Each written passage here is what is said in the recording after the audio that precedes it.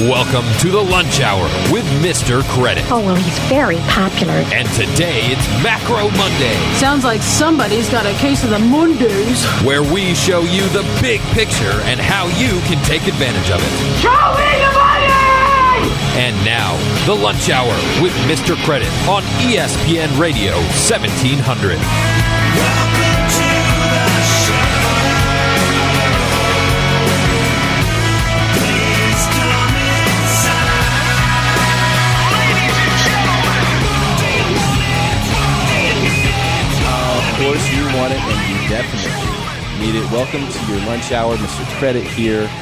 Guarantee to make you smarter than everyone else. We have a fantastic show lined up for you today. Let's not waste any time to jump right into our introduction. Seth O'Byrne is in the house from the O'Byrne team and Pacific Sotheby's International Realty. Seth, welcome back to the show, my friend. Hey, thanks for having me.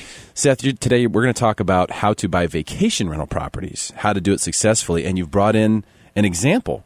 Correct? I sure did. I sure did. Awesome. So looking forward to that, because I think a lot of people, when they talk about buying an investment property in real estate, the thought is buy it out, you rent it to someone, and whatever your payment is versus whatever the rental agreement is, that's how much money you're making. There is a different side to this whole world, and Seth is going to explain that to us today. We also have a first-time guest in the studio today. Matt DelVecchio is here. He's a brewmaster with Duck Foot Beer. Did I get it all right, Matt? Yeah. Thanks. Yep. Duck Foot Beer. So I got to ask, Duck Foot Beer, where does the duck foot come from? Is that a long story? Do we need to save that for later, or can you tell me quickly what duck foot means? No, yeah, it's quick. It's the stance my snowboard bindings are set up in. So they don't call that goofy. That's duck foot? You could ride goofy or regular in a duck foot stance. It's when your feet are outwards, right? Yeah. So both exactly. feet are at 15 degrees? Yeah. So therefore, depending upon which way you're riding, switch stance. Either way, your front foot is facing down the mountain. It makes it a little easier to turn. Okay. Interesting. I might have to try that next time I make it to the mountain. Yeah, nothing to do with ducks. Okay. Makes sense to me. Well, we'll talk about Duck Foot Beer and the fact that it is a gluten-free beer. Is that right? Yep. Well, actually, we're going to do gluten-free and regular beers. So you have both? Yeah. Okay. So, all right, but you do have the gluten-free alternative for a lot of people who have an allergy to gluten, who are really affected by gluten. It's a serious deal. I got a couple people in the family who are allergic to gluten.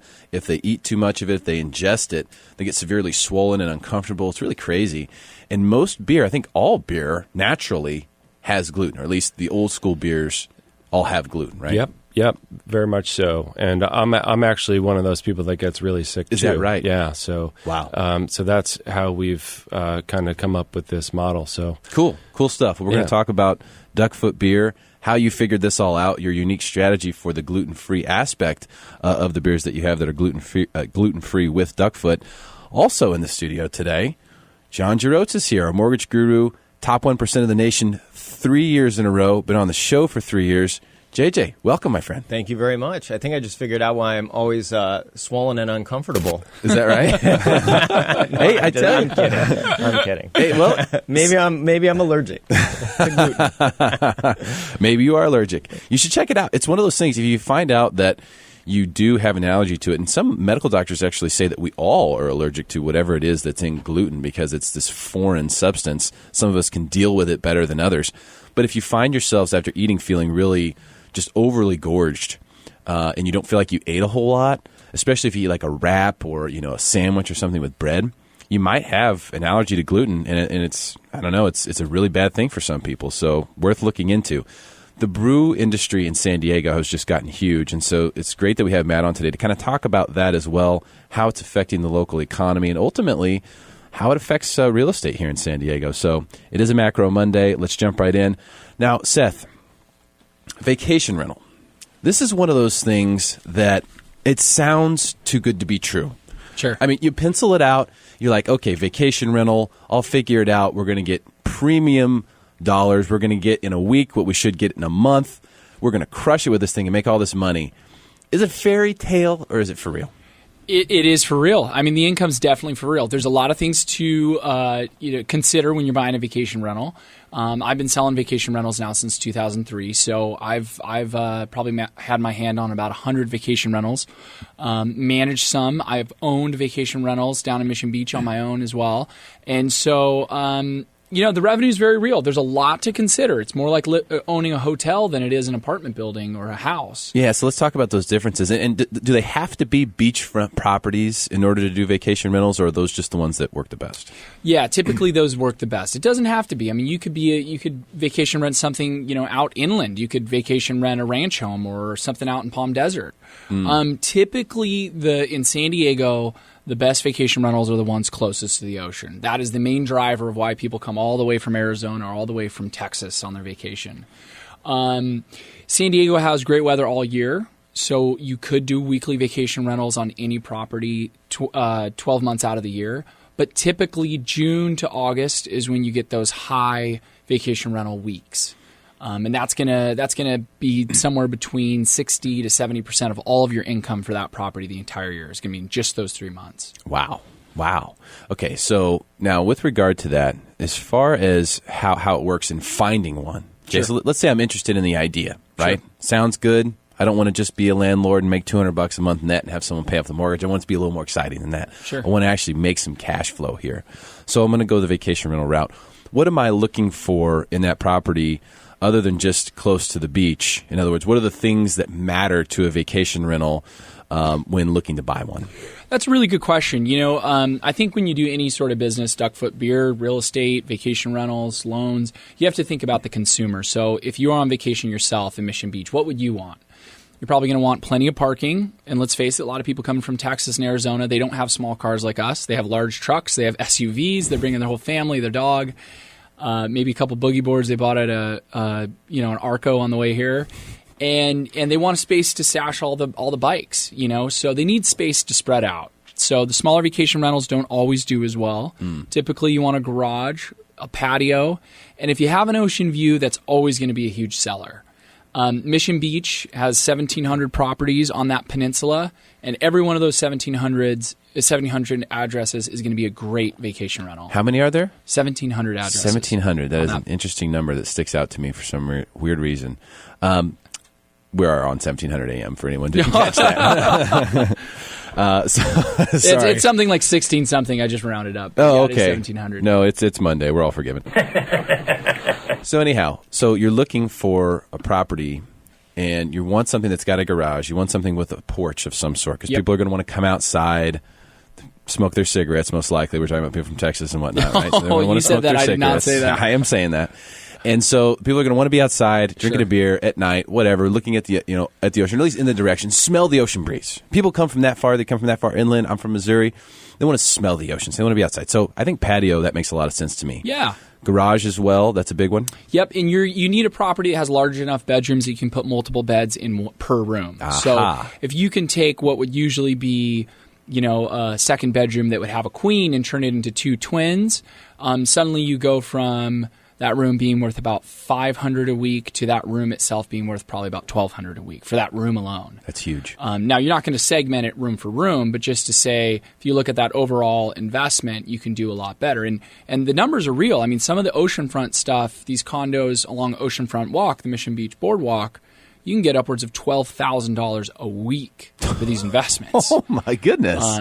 They're real cash cows. I would call that a cash cow if you're getting 12,000 a week. Yeah. Wow. It's insane. And the vacation rental I owned myself, which I've sold since then, but I owned down in South Mission Beach next to the jetty. It was 3 streets off the boardwalk, and I was regularly renting it for $3,400 a week in the summers.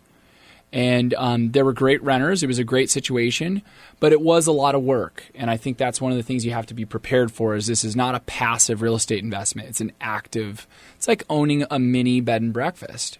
Well, let me ask you this, because for these properties that are identifiable as potential vacation rentals, and we're going to talk about one specifically right now. Now, this one that we're going to talk about specifically, is it for sale? It is currently for sale, yeah. Okay, so you actually brought a real live example in here that is for sale that someone could turn into a vacation rental. Is there a premium already built into those type of properties because this opportunity exists and sellers know it? Not necessarily. That's a great question, because if it's a condo, a homeowners association has to pre-decide whether or not they're going to allow short-term rentals. So if homeowners don't want their neighbors to be moving in and moving out every week, obviously that creates some disturbances. There's some wear and tear on the complex. It really changes the feel. You don't get to know your neighbors if they're moving in and out every week.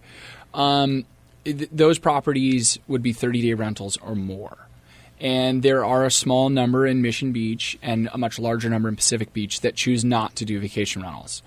But when you look at the pricing, and we do this every day because we sell quite a bit of Mission Beach, the vacation rental complexes and the non-vacation rental complexes typically sell for a similar value. Really? So now, that's very interesting to me, because that provides an opportunity. It really does. And so, again, part of the reason why vacation rentals have been so attractive in San Diego is there's a lot of people that have equity appreciation in their own home. They've got cash in the bank. Maybe they've just received a recent inheritance. They want to do something where it has good returns, but they don't want to buy in Las Vegas. They don't want to buy in Arizona because it's just simply too far from where they live. And there's a level of, discomfort investing that amount of money someplace that you can't easily get to. Yeah, I'm a big proponent of not doing that. Too many horror stories. I'm jaded. I've just heard too many horror stories. Sure. Out-of-state investment properties, not worth it. JJ, if I am that guy who had the inheritance or whatever it is, and I want to look at expanding my real estate portfolio, from a financing perspective, do we have to look at the fact that we're doing a vacation rental? Does that factor in, or is it just treated like a normal investment property would be? Yeah, I mean, it's going to be treated like a normal investment property. I mean, the fact that you'll be vacation renting it, that's fine. From a qualification standpoint, when we order the appraisal, we're going to order something called a rental survey, and that's not going to give us a rental amount for vacation rentals. It's going to give us a rental amount for what a typical rental, full-time rental would be in that area. And we'll use 75% of that income to help offset the payment. Okay, so you're going to have to use the normal rents for qualification's sake. I think that's kind of a gift too. It is a gift. When I think it's very fair. When you look at what it takes to get into a home these days and to get a mortgage if you're not going FHA, which this would not be, an investment property is never going to be that. So to be able to get into it with that kind of lack of scrutiny, I was just expecting more. I was just expecting there to be more to it than that. That also seems to present an opportunity. So here's what we're going to do. Speaking of opportunity, that's it knocking right there. When we come back, we're going to talk about a specific property that is for sale where someone could execute the strategy, and Seth has worked out the numbers so JJ and I can put our calculators away and just tell you exactly how much money is out there to be made. It's exactly what we do when we come back. We'll make you smarter than everyone else.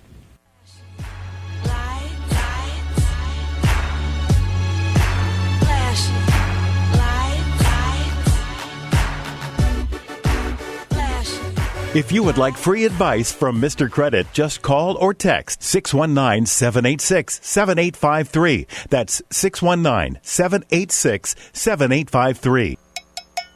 Welcome back to the Lunch Hour with Mr. Credit. And today it's Macro Monday on ESPN Radio 1700.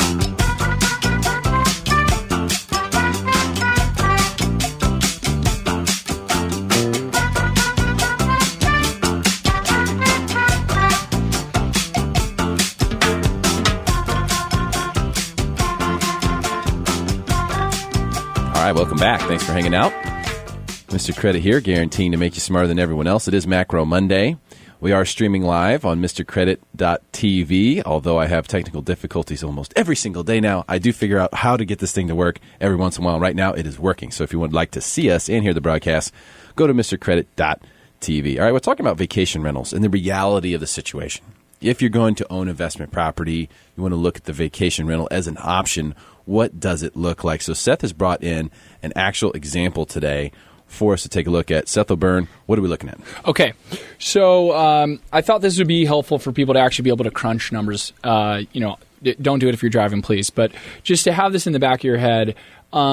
So this property that I brought to you, that's 711 Island Court, it's a condo in Mission Beach on the ocean side of Mission Boulevard. It's literally one house to the ocean, which has a beautiful rooftop deck, ocean views. It's right down from the Wave House. Is listed right now, 2-bedroom, 2-bath, for $549,000. Hold on a second. Is this picture of the deck, is that on the roof? Yes, that's a common area deck, but that's on the roof, yeah. That is disgustingly sick. Yeah, great, right? Dude, that's an unabated ocean view, elevated. Yeah. And this is $549? That's what it's listed for? $549. $549. It's a real property. It's on the market right now. Wow. And we sell stuff in Mission Beach in the $5s all the time. I mean, it's a repeated price point. You find now oceanfront, you're talking 1.5 and up, but something on a court, on one of those cool little courts with the trees hanging over them, just one or two houses from the beach, is still in the $5s. Yeah. That's incredible, man. All right, so this one's on Island Court in Mission Beach. So in Mission Beach, there's this thing called the 9-3 split. As you know, I went to the University of San Diego. I'm a big USD alum and supporter. USD students rent a lot of Mission Beach property from September 1st when the school year starts to June 1st when it ends. And the 9-3 split means you rent to college students during the winter when vacation rentals are slow, and then you rent to vacationers, primarily from Arizona or Texas, or sometimes British Columbia, when the summer season's high. And typically what you rent for is the monthly rent in the winter is roughly around the weekly rent over the summers. So what I kind of give you an example. This property, if it was rented normally as and I'm actually going to give you a 3-bedroom analysis instead. There are 3 bedrooms in this building. They'd be closer to about $600,000. But I'm going to give you this idea anyways to start thinking about it. You rent to students a 3-bedroom around $4,000 a month. So already it's more than $1,000 a room. That's because usually 2 of those college students are going to live in one of the rooms. So it's 4 college students for 1 3-bedroom. So that's $4,000 a month, typically for 9 months. And then over the winter, you typically rent for $3,800 to $4,200. It's a negotiable item. So you're going to negotiate. You put it out there on Vacation Rentals by Owner or Cyber Homes, and you're probably going to rent for something around that. Typically, if you just rented monthly for the entire 12 months, the income would be about $48,000 a year. As a vacation rental, it's $88,000 a year. Same property, but $40,000 more revenue on the same exact condo. Wow. And from now, what are we doing financing on this? JJ, we got to put 25% down? Yeah, I think we ran the numbers at 25% down here. So 25% down, is that going to be required 25%? It depends on the loan amount. So some of these places, if we can keep the loan under 417, the regular conforming loan limit, we can do 20% down. There definitely is an interest rate kicker, if you will, for the benefit if you put 25% down. Gotcha. Those Fannie Mae sort of and Freddie Mac loan level pricing adjustments. They like 25% down or more on investment, especially when you throw the investment condo 20% down. It gets a little rough. Okay, so we've done the numbers at 25%. We did the numbers at 25%, and we're a little low at 4.5% interest, but from what JJ says, but let's just say it's somewhere around 4.5 interest, just as an example. You're looking at your overhead all in at being somewhere around $2,700 a month. That includes insurance, HOAs, property taxes, completely out the door with 25% down, which would be about $130,000 down. You're looking at paying $2,700 a month. Okay, let's call it $3,000. So it's $3,000, $36,000 annually. Yep. And you told me we can bring in $88,000.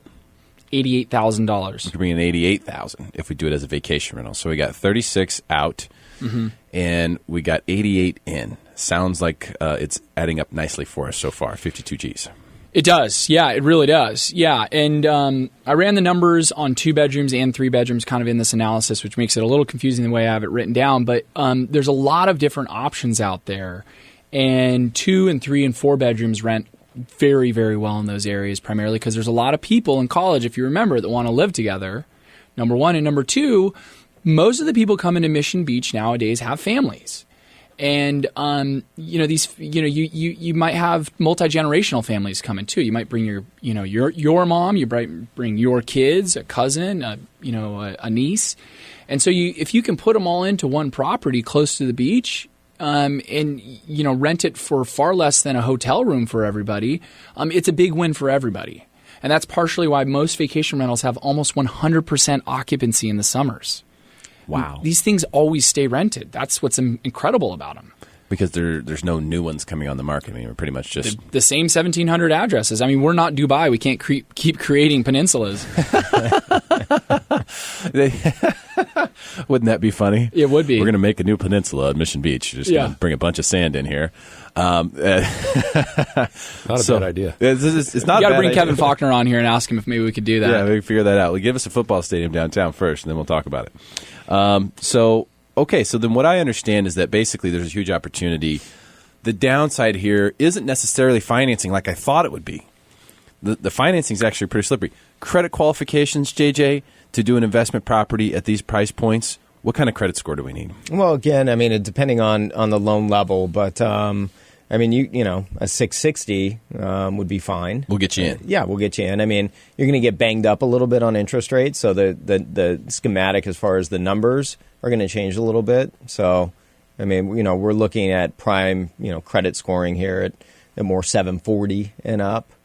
And that'll get you the best interest rates. It would get you the better interest rates. So get in at definitely. 660. Best interest rates at 740 for this type of situation. Yep. Now, that's awfully lenient to be able to get in at 660, which is, you know, far below the median credit score in the country in a property like this. If you have the down payment, obviously you're going to need that. 25% would be ideal. The 20% is kind of minimum, and that's usually going to be lower loan limits with the best credit scores. So plan on 25%, which in a situation like this, the idea is cash flow, right? I mean, that's the whole point. So with that in mind, Seth, how much did we put down on this property, and how much is the cash floweth? Okay, so cash flow is a tricky thing, and that's really what I want to make sure, you know, somebody understands in this case. You are netting somewhere that looks like $50,000. There's a play there, right? Because occupancy comes into play. You might have to negotiate on, say, June gloom months. You know, those first 2 weeks of June that are always kind of a little gloomy. Typically, you're going to lower the rent to get those booked, and people expect that now. People that know Mission Beach. So, say you're looking at $50,000 in revenue, or I'm sorry, profit over your mortgage, insurance, HOA, property tax, overhead. What you also have to take into account is if you don't want to manage this on your own, if you don't want to be there every Saturday to move out someone and move in the new person, right? Turn down all the sheets, clean it, and do all that stuff, supply new paper towels, you'll hire a property management company, and you have to be prepared to pay 20 to 40% of your revenue to a property management company. Seriously. And that's the thing that's tough, is it's a lot of your profit margin. But for a lot of people who are cash rich, they'll just put more money down, pay a property management company, and just collect checks. They don't even know they own a vacation rental. It goes back to a passive income. But for most of us, the best way you can buy a vacation rental is manage it yourself. Okay. You know, that's a lot of profit. If you're looking at turning somewhere around $50,000 in a summer, you don't want to give away $20,000 back to a management company if you don't have to. If you put in 25%, let's say on this property, which is listed right now for $540, do you feel like this is fairly listed at this price? Yeah, right it sure around is, yeah. Okay, so right around $550, 25%. So let's see. I don't have my calculator. It's $137,500. I did it for you. Okay, so $137. And let's say I do pay a property management company that 20%. So my 50 is now down to 40. So I put in $137 cash money. The first year I'm bringing back $40,000 towards that. ROI wise, that's looking pretty good. That's enormous. Yeah, I don't know a lot of places where you can do that. 30%. So that's kind of just using other people's money, leveraging a hard asset, and then using other resources to basically do the dirty work. Well, and also the one thing that we're not talking about is if you live in Poway, if you live in La Mesa, and you buy something in Mission Beach, well, guess what? You can take a couple of these weeks and go enjoy yourself. You know, you can go in August and have a week. Not only is it a cash cow property, you can actually have it for your own ease of use. I have a client of mine who's the largest owner of franchises of McDonald's in Arizona, and I've sold 7 properties in Mission Beach to. He sends his best managers on trips to the vacation rental properties over the summers and on the holidays, and he ties it into his business, and he can call it a write-off. Oh, that's legit. Yeah, so it's really cool. It's a multifaceted investment. It's a lot more flexible than most stuff you would buy, and for that reason, I think that it's very intriguing. very dynamic way to invest in real estate. That's Seth O'Byrne with Pacific Sotheby's International Realty and SethSold.com. Seth, I have one more fastball for you here. For the people who say that, or might be thinking that, well, this vacation rental sounds like a great idea, but won't the property just get destroyed? I mean, these people are just going to be here for a week at a time. Aren't they just going to absolutely destroy my property? What is the reality behind that? They're right. So, there's a lot of things that you're going to want to do. I take out garbage disposals. I take out dishwashers, make these things tanks, make them simple for people to mess up and simple for you to fix. And so that is true. But the reality is you have a professional management company, number one, or number two, if you don't, you have plenty of revenue to pay for a new refrigerator, a new couch cover. Everything's fixable in real estate. Great advice there. Take out garbage disposals, take out dishwashers, make these things easy to fix. Fantastic stuff from Seth O'Byrne and SethSold.com. All right, coming up. I tell you what, a lot of people have, for some reason, stopped thinking about refinancing. I mean, the numbers just prove it. They prove it. The applications are down. Well, if you are going to refinance, should you call your bank first? Are they the ones who are actually giving people the wrong idea? Very interesting story from Credit.com, and our mortgage guru, John Jerotz, is in the studio to shoot us all straight. When we come back, we'll make you smarter than everyone else. Stick around.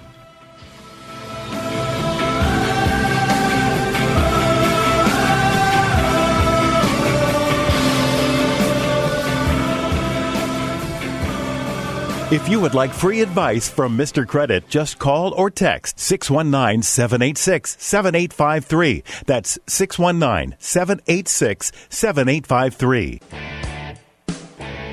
Welcome back to the Lunch Hour with Mr. Credit. And today it's Macro Monday on ESPN Radio 1700.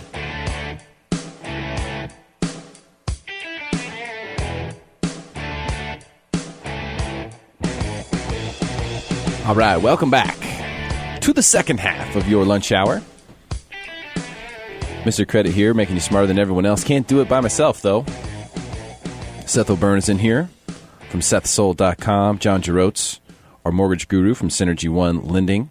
We also have Matt DelVecchio in here from Duckfoot Beer. We're going to talk about that in just a second. Fellas, took Nikki on a helicopter ride for her birthday present this weekend. Epic. Awesome. Yes. Now, when was the last time? Seth, I know you were in a helicopter recently. Sure. Doing some stuff for the $1 million homes that you sell and stuff like that, or whatever it was. Yeah, it was mostly for fun, let's be honest. Yeah. In the helicopter, San Diego. JJ, been in a helicopter, toured San Diego I yet? have never been in a helicopter, Dude. period. The only helicopter I've been in is remote control, the flying one. Those are fun, too. My own personal little helicopter around. I have and one it of crashes those. a lot. I'm afraid of helicopters. Okay. Trust me on this. You've flown in a commercial airliner before. Flying in a helicopter is so much more calm and cool. So there's so much less to it. Like, if you think about it, after you fly in a helicopter, you're like, dude, I don't want to get back on a plane ever again. It's such a mess. You're like in the shaky plane. It's going 140 miles an hour, 300 people in it. And then finally it takes off and it's like, whew, hallelujah, it happened again. It still works. A helicopter's totally different. Like, you don't even realize and you're 10 feet up off the ground. The propeller's going and then you just glide, man. And you don't have to be going forward. You can just stop. And anyway, I went on a helicopter ride. Obviously, let Nikki ride in the front. It was her birthday present. We both got to enjoy it. Just in line with my whole thing about experiences versus objects, especially for gifts. I really think it's something to look into. Not that expensive either. Half-hour tour, a few $100 for two people with Civic helicopters. If it's something that you want to do, JJ, I got to hook you up with this guy. By the way, our pilot was amazing. I mean, just awesome pilot. It's something to do. You can't live here and not see what I was able to see. I mean, the houses we saw in La Jolla, you can only see from a helicopter. And Seth, I don't know which house that was. Yeah. But it looked like a $50 million house. Oh, of course. We also flew right over Tony Hawk's house, which is close to the airport over there. We could see his whole thing. I mean, just awesome. Flat out awesome. A great gift. If you want to get hooked up with a really good pilot, email me through mrcredit.org, and I'll hook you up. JJ, I'll get you that information offline. All right, so let's take a look at this article, which... First of all, Credit.com, relatively reputable. I should say that because we have beaten down some of the articles that we've read in here as well. This was just posing a question, which makes a lot of sense. If you recall, during the first refinance boom, it was every other commercial. radio, TV, you should refi. Rates are low, you should refi. Blah, blah, blah, blah. It just went on and on and on. The second time rates went down, none of that was there. It was just gone. And I have a theory behind that. The theory is that what most of these big banks realized in doing those advertisements was that they were also advertising on behalf of everyone else. They were stirring up refinance activity, which was taking business away from them as much as it was bringing business to them. So the second refi wave, we didn't see that. What we found now, though, or at least what they allude to in this article, is that most people who are looking at refinancing, JJ, contact their current lender first. So the question I have for you is that a good idea, and why or why not? Well, I mean, it's not a good idea. And the reason why is, let's say you did your loan through a direct lender. Let's say you did your loan through my company, Synergy One. Okay. And the servicing is guaranteed to be sold to somebody else. So let's say the servicing gets sold to a company like Wells Fargo. Well, it's very easy for Wells Fargo to refinance the people because they are the first call. So do they need to offer them the best deal, the best interest rate, the lowest fees? No, they don't, because the business walks in naturally into their bank. And just because people assume that I bank with them, my accounts are with them, my car loan's with them, my mortgage is with them, of course they're going to give me the best deal. And the reality is they're not giving them the best deal. So it should not be the first call that they make. And if it is the first call, then make a second and a third call. Okay, so you still need to shop around, basically, is what it boils down to. Definitely, without a doubt. Yeah, and so with regard to this, that's almost exactly what they're saying in this article, is that basically when you make a call to your bank, they have very little incentive to try to get you a better deal than what you currently have. And it makes sense. I mean, if you think about it, if you have the opportunity to save money, who's losing? Well, it's the very people you're calling for assistance. So the conflict of interest kind of arises. And in fact, the opposite is true when you contact a different bank, for example. So if you had done your loan originally with Wells Fargo, let's say directly, it would make sense for you to contact JJ, for example, and say, hey, can you get me a better deal? Because now this is new business for Synergy One, for JJ. They're directly incentivized to give you the best possible deal, where the opposite is true if you contact, let's say, Wells Fargo as an example, directly. It just makes sense. So regardless of practices or policies or knowing what the rate sheets look like from one bank to the other, just logically makes sense that your current bank is disincentivized to help you in this situation. I think most people don't get that. Clearly by the numbers here, where they're saying 3 out of 4 people who decide to refinance contact their current bank first. They're probably not getting that message, would be my guess. Well, definitely. And I'll just give you a recent example of somebody that I worked with. It's actually 2 retired ladies. They're sisters, and they live together. It's just one of those weird dynamics, and I shouldn't call it weird, but it's their dynamic, unconventional. I don't think any of us would want to live with our siblings. I think is what you're trying to say. They were looking to go from a 30-year fixed loan down to a 15-year fixed to really accelerate the payment and pay off the home. And they were offered 3.875% at their bank, and I'll name the bank. It was Bank of America. And they were also told they would need mortgage insurance. At least that's what they understood, that they would need mortgage insurance because they currently had mortgage insurance. They were able to get the rate, get the deal done. The deal got done with me at 3.5%. I don't know why they were even told they needed mortgage insurance, but that's a really good example. We're talking 0.3% difference in interest rate. Surely you can't be serious. I am serious. And don't call me Shirley. And he is serious, and he can save you money. If you don't have a mortgage strategy, contact my personal mortgage guru, John Jerotz, JJ with Synergy One Lending. Toll-free number is 855-462-7555. Refi applications are down. I can only assume that's because banks are telling the people who call they can't save money. I believe that to not be true in the majority of instances with rates at these levels. JJ will shoot you straight. 855-462-7555. Coming up, San Diego has become a beer brewing town. Just has in recent years. So how does this help the economy and ultimately affect the real estate market? Well, today we have a local brewmaster, or head quack, as he calls himself, from Duckfoot Brewery in the studio, Matt DelVecchio. When we come back, we'll make you smarter than everyone else.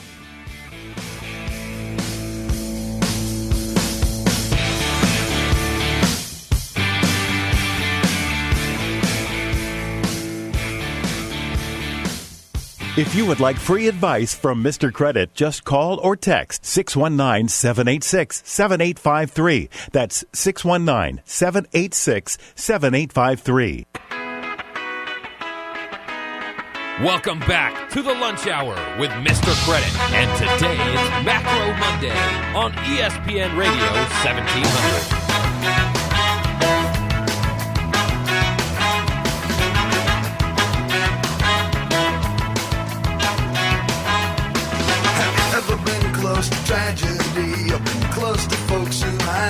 All right, welcome back.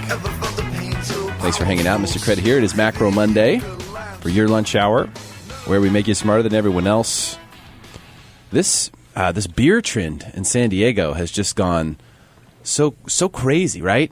I mean, the last 5... How long has it been? Matt DelVecchio is in the studio with us today from Duckfoot Brewery. Matt, this has been happening for a while. How long have you been in San Diego? I'm actually relatively new to San Diego. My wife and I moved here a year and a half ago. A year and a half ago? Yeah. Now, were you brewing... where are you from? You're from the East Coast, From right? New York. New York. Yep. Were you brewing there, too? Yeah. Okay. For the last 5.5, 6 years. And for you, is it just kind of like... is it a hobby? Is it something that you what is the brewing stuff to you? Beer, it started for me, brewing started as a hobby. Drinking beer has been a hobby. So it started with the drinking of the beer. Okay, that makes sense. Then you decided, hey, I want to make this stuff. Just in case the world ends, I want to know how to keep drinking beer, right? It's very important. Somebody's got to know how to do it. All right. So now you have Duckfoot beer. And if you're watching on MrCredit.tv, this one's called 10 on the Nose. That's a California Blonde Ale, Duckfoot. I noticed one of the things for you was that the gluten-free was a big deal because, as we mentioned before, you have an allergy to gluten. And most beer has gluten in it. And so when people discover that they have this allergy to gluten, then all of a sudden they can't drink beer anymore. Right. And that's a dream crusher for a lot of us guys out there who like to drink beer, go to ball games and whatnot. So you've actually created a beer that does not have gluten. Explain that. How does that work?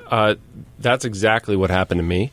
So I was back in New York. I was brewing, and all of a sudden I started getting sick with the beer I was drinking, the food I was eating. I didn't know what was going on. And so my wife suggested that I take gluten out of my diet, and sure enough, I got better right away. And I was, good and bad because I figured out what was wrong, and then all of a sudden I realized that all of the food and the beer I loved, I couldn't have anymore. It was very depressing, but What I did was I think I've come up with a really good fix for the problem for not only myself but for everybody else that's out there that's having these issues with being gluten intolerant. And so we've designed a beer that tastes just like a regular traditional beer that you would know and love, and your body can actually handle it. And you're not going to get sick on it. So it's this one, right? 10 on the Nose? That beer in particular is gluten filtered. So what we're doing is we're using all traditional ingredients that to make beer in the normal process, and we're adding a natural enzyme in the fermentation process, which basically breaks the gluten protein chain and allows your body to drink and not have an autoimmune reaction to it. Interesting. So you're brewing the beer in the old-fashioned sense, which includes the wheat products that have the gluten in it. Yep. Then you're like a chemist. It's like Breaking Bad, right? I mean, you're adding an enzyme. Yep. Right? Yeah. It's a natural enzyme that breaks down the gluten proteins. And the end result is you're getting a beer that tastes just like any other beer that you've ever tried. And our thing is that we're a craft beer company, so we're priding ourselves on the actual quality of the beer. We're using the best ingredients that we can get, and we're producing an awesome tasting beer. And it just happens to be that it's gluten free. So that's the way we're going to handle it in the brewery, and we've had a lot of good results. People have really just been turned on to what we're doing, and it seems like everybody seems to know somebody that actually is having that issue. Totally. These days, no question about it. Now, I think it's fun that you've obviously decided to have some fun with this. Yeah. When you call it Duckfoot beer, right? Yeah. Which we know that why you call it Duckfoot now, because of the way you stand on a snowboard. So obviously, from the very beginning, you had an idea that, hey, we're going to have some fun with this. I want this to be just fun, wacky. Look, if you don't know that it's a snowboarding term, then it doesn't matter. You're going to come to it with your own thing, and that's totally cool, But there's no duck in the beer. There's no duck's feet in the beer. This is San Diego, so I'm sure we could try that. Like on this one here, which is the other one. This one's called what? Nollie. Yeah. And that's probably some snowboarding term also? It's a skateboarding term. Skateboarding term. Yeah.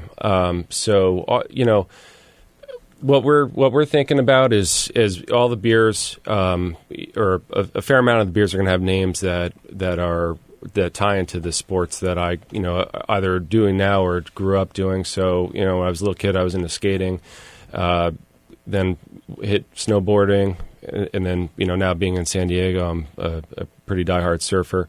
Nice. So I want to bring those influences into the beer world.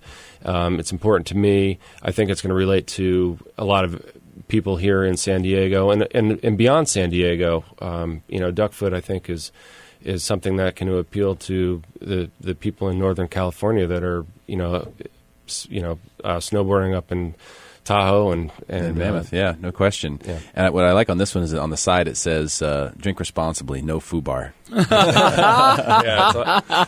That's funny stuff. Well, one of the things too, I just wanted to kind of make mention of that's so cool is, you don't always think of San Diego as the place where entrepreneurs move, right?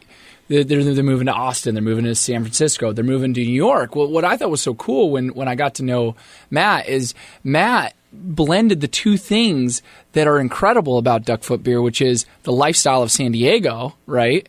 And the entrepreneurship that typically he moved from Manhattan. Most people are moving to Manhattan to become entrepreneurs and start businesses. He chose to start it here in San Diego, which was, to me, such a cool, inspiring story that kind of, we're all proud of San Diego. I think Duckfoot's sort of part of that, and that's why I thought it was such a neat thing to talk about. What made the decision to come to San Diego? Was it because of the brewery concentration? Was it the great weather? Why did you want to come here? All of the above. I mean, obviously the weather is icing on the cake, but San Diego is set up for starting a business in the sense, and especially in this industry. You have lots of consultants and people that have done it before. They know what they're doing. You can hire them, shorten your learning curve, and so we've been able to get a lot of help that I would not have been able to get if I started this back in New York. Yeah, that makes sense too. And so this industry, I mean, just the beer industry in general, has been booming here in San Diego. I mean, it's just gangbusters. It's here. crazy. Yeah. What is causing that? I mean, is there any way that it can continue with this trajectory?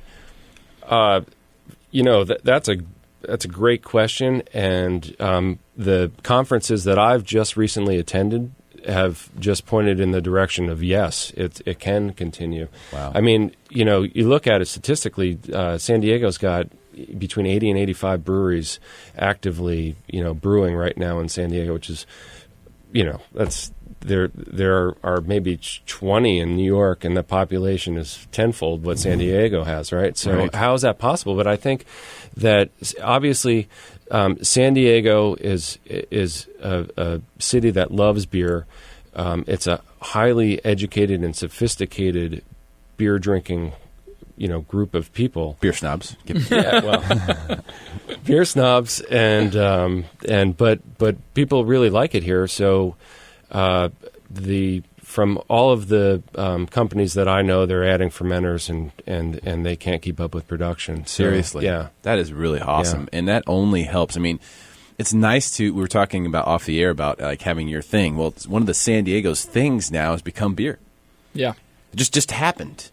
That it's like you turn around, you look, and you go, well, beer is huge in San Diego. It's just huge. Ton of brewers here. Ton. I mean, I can list some of my favorite ones, but off the top of my head, there's I can think of 10 like local companies brewing beer. Yeah, that you've heard of, that you even see at like Padres games or whatever it is. And so it's great to see that someone who is a brewmaster and who's thinking, doing like creative stuff like creating a gluten-free beer, is willing to come to San Diego to kind of release it into the community. So this is great stuff. So where can people get Duckfoot beer, Matt? Well, we are currently building out our space in Miramar. So we're 9 miles down a 10-mile track, I should say, with a lease. So hopefully everything goes. The stars align. We should be open by late fall. So you're gonna have a tasting room on Miramar. Yeah. That's what our current projection is. Okay, brilliant. So And in the meantime, we're working on the recipes. I've got a half barrel system in my garage, and we're brewing 3-4 times a month to make sure all of our recipes are as awesome as they're going to be when we open up.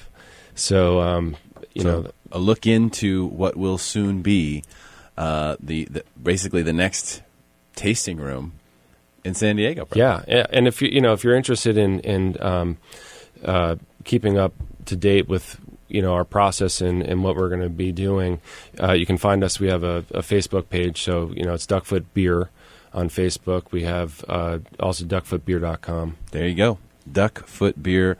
No ducks harmed in the making of this beer. I have confirmed that for you. But this is one of those things. If you can't do the gluten, but you want to do the beer, there's a solution there for you. Great stuff. Appreciate you coming in. That's Matt DelVecchio, head quack. Thanks so much for having me.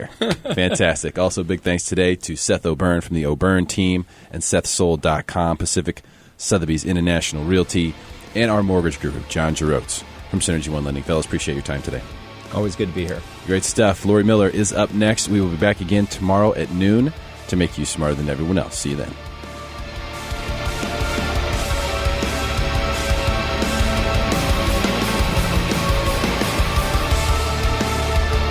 If you would like to contact Mr. Credit or access any free offers mentioned on the show, just go to MrCredit.org. That's MrCredit.org.